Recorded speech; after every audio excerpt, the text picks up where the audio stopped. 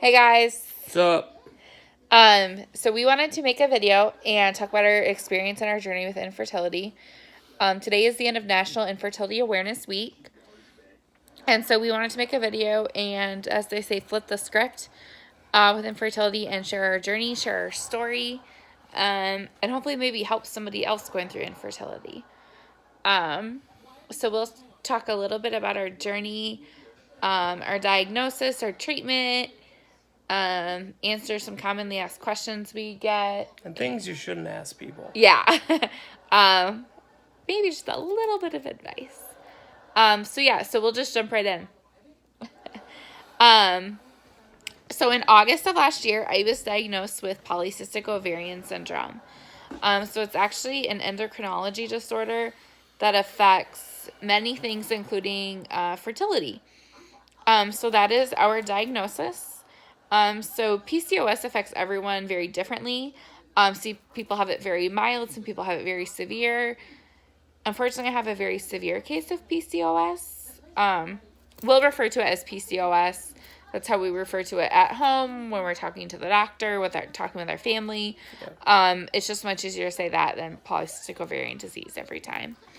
So it affects everything from my blood sugar to massive amounts of weight gain, sadly, to fertility.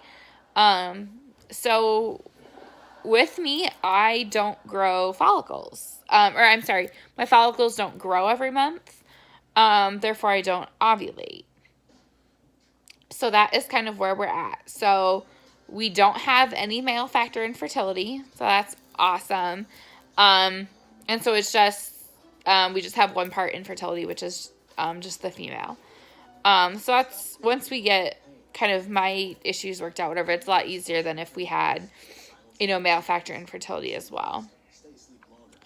So where we're at in treatment-wise, so we just finished our 6th round of medication and just about to start our 7th round. So I took Clomid for 3 months, and I took Femara for 3 months, and I'm just about to start my next round of Femara. And so those are ovulation-inducing drugs to try and force me to ovulate, grow follicles and ovulate. So far, sadly, they have not worked. And so we get asked a lot, well, how do you know if they haven't worked if you're not pregnant, blah, blah, blah. So we get ultrasounds all the time to check for follicles. I get blood drawn a couple times a month, usually. All those ovulation tests. Yeah, we do ovulation tests every single month, or I guess every single time I'm doing medication, to see if it's working. And so far, nothing has worked. So we will probably do 2 or 3 more rounds of Femara, and then we'll move on to doing injectable hormones to try and encourage ovulation. So we would like the medication to work because the injections are crazy expensive, and also the risk for multiple skyrockets. So a lot of people think like, oh, multiples, that sounds fun. No. There's so many risks involved. Yeah. So we would like to stick to one baby, and one baby only at a time. So that's kind of where we're at. So a lot of people think like, oh, you must be going to do IVF if you're going through infertility. We don't know if we have to do IVF. That's kind of a ways off yet. We hope it doesn't come to IVF. IVF is very, very expensive, and it's a huge toll on the woman's body. So we pray it doesn't come to that, but if it does, it does. So that's kind of where we're at as far as treatment. Lots of steps in the process before that. Yeah, there's so many steps in the process that we didn't even realize there were. So many different medications and treatments and whatnot that you can try. So infertility treatments have definitely come a long way, which is awesome. So what should we talk about next? Some commonly asked questions we get. Well, before we do that, remember it takes 2 people to do this, and usually the one that doesn't have the infertility issue at the moment, their feelings kind of get pushed aside, and I totally get it, but it's one of those things where it takes a toll on you as much as it does the other person. So the big thing is don't forget about the other person in the relationship. Yep. 'Cause, There's two people. Yeah, I mean, I'm all about 100% of my support goes to her all the time. But you got to remember that you got to take care of yourself, too. Definitely. Definitely. And I'm sure it would be different if we had male factor infertility or something. Absolutely. Questions, though. Yes. Commonly asked questions we get. Do not ask, why don't you just adopt? We have no problem with adoption. We think adoption is great. We're not opposed to adoption at all. Our first want is a biological child. And yes, something combined of the two of us. Scary. We totally get it. Help everybody. Totally get it. We're not opposed to adoption at all. Adoption is very, very, very expensive. It's very time consuming, and adoption is just so expensive. Yes, we could fundraise money, but we don't just have, $30,000 to $40,000 lying around. And we know that you mean well when you say it, but please just don't. Big thing is just think before you say Yeah. something. Yeah, we're not opposed to questions at all. We love getting questions, love sharing our story, love sharing our journey. Because at first we felt very, very alone. 1 in 8 couples will experience infertility. I had no idea it was that common. Because no one talks about it. Nobody talks about it. And infertility shouldn't be treated any differently than, like high blood pressure, arthritis, diabetes. You know what I mean? You wouldn't treat me differently if I had that, so don't treat me differently because I have infertility. Don't be afraid to ask me anything. I'm an open book. If I can help one person, it's so worth it. Like, I don't mind educating others. I don't mind answering questions. But please just be mindful and careful about how you word things. It is a delicate situation. It does involve hormones, so my emotions do go like a roller coaster on the daily. So please just be considerate when you ask questions. We're not opposed to questions at all. I mean, we're open books about it. We share our story. But please just be considerate and mindful. What are some other commonly asked questions we get? We had a list. But then once we got on our phone, we realized that we didn't have the list anymore because it was, on the phone. What's the term? Household ways to get things done. Oh, home remedies. That'd be it, yeah. Like, don't tell us to eat a lemon each before we go and try and make a baby. Yeah. So we really, really appreciate your advice, and we think it's great that you're willing to help us and whatnot. We pay thousands and thousands of dollars to great infertility doctors. We've done clinical research trials at the university. Trust me, we're always Googling how to cure PCOS at home. P.S. There's not a cure for that. Chances are if you've read it, we've read it. We've read it. My follicles aren't growing. There's no way I can conceive a child if I'm not even growing an egg inside of a follicle and I'm not ovulating. So, telling me to drink this herbal tea before we try to conceive a child, I just don't think it's going to work. We don't like tea, so... Yeah, no, we're not big tea drinkers either. No. We really do appreciate your advice, and we know that you mean well. We really, really do. But we're just kind of to the point where we've received so much that it's kind of like, thanks, but no thanks.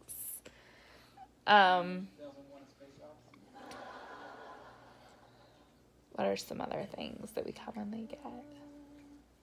Oh, another thing we commonly get is totally understand what you're going through. Totally understand. Please don't tell me that unless you've been through infertility. I know a lot of people think they understand it, but you really don't. Unless you've gone to see a reproductive endocrinologist to try to get pregnant and you're taking fertility drugs, just please don't tell me you understand. I know you mean well. We really do know that you mean well, and we get it. We both get it. Seth gets it from guys at work.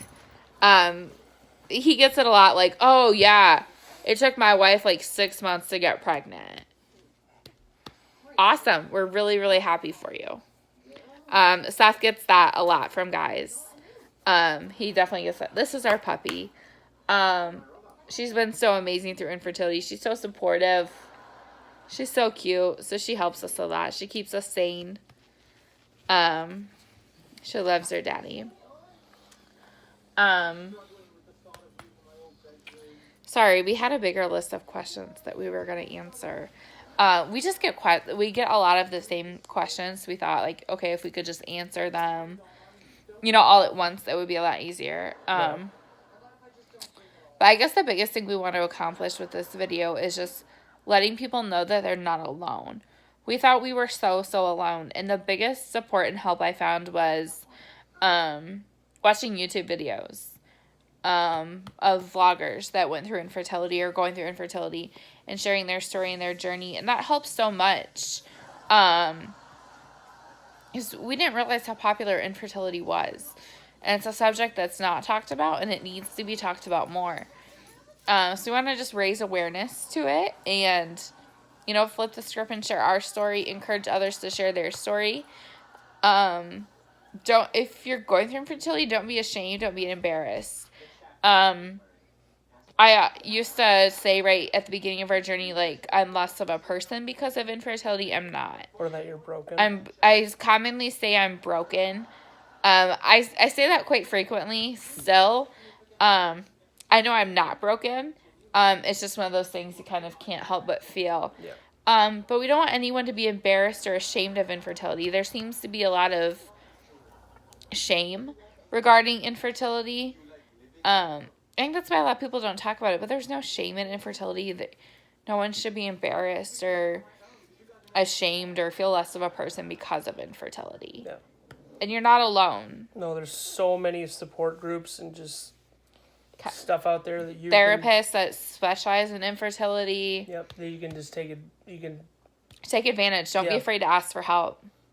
Never ever be afraid to ask for help. I think that was kind of our thing at first, was we didn't want to ask for help. We didn't want to admit that it was hard. It's a very, very hard journey. It's not easy. It's very emotional. Some days are good, some days are bad. It's a hard journey. It's not easy. It's definitely brought us closer together. Much closer than we, I think, ever could have thought. But we had to lean on each other for support. And so if there's one good thing that's come out of it, it's that. We understand the female reproductive system a lot more than we ever thought we needed to. But like I said, you got questions, by all means ask. Yeah, this is our first video. We're not opposed to making more, so if you have questions or things you want us to talk about, let us know. We're very open about our journey. If we could help one other couple or one other person, it's worth it. So, thanks for watching, guys, and thank you again for all of your support. I don't know what else to say except for thank you. Our friends and family have been so amazing with our infertility journey, just offering support, just being there for us, just listening to us, hugs, praying for us. That's the biggest thing we get is, like, how can we support you? Just pray for us. Keep us in your prayers. Keep our journey in your prayers. Keep everyone struggling with infertility in your prayers, not just us, though. Just love on people with infertility. Let them know they're not alone. Let them know you care. If you don't know how to be there for someone, just let them know you care. Let them know you're there. No one ever has the perfect words or knows exactly what to say. But we don't expect people to. But just let us know you're there and that you care. So, that's it, I think. Bye, guys.